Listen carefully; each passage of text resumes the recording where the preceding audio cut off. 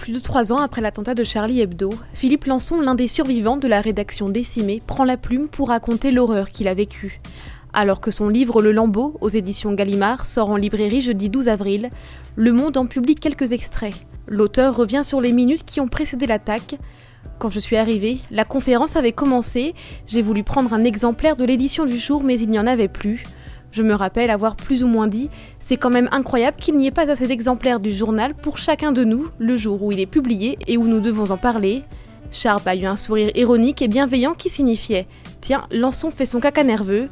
Honoré avec sa gentillesse habituelle a sorti de son cinq l'un de ces 2 exemplaires et me l'a donné. Philippe Lançon se souvient ensuite que la conférence de rédaction se déroulait comme d'habitude jusqu'à ce moment où il a entendu les bruits des balles. Touché au moins à 3 reprises, il dit n'avoir rien senti. J'étais maintenant à terre sur le ventre, les yeux pas encore fermés, quand j'ai entendu le bruit des balles. Celui qui avançait vers le fond de la pièce et vers moi tirait une balle et disait « Allahu Akbar ». Il tirait une autre balle et répétait « Allahu Akbar ».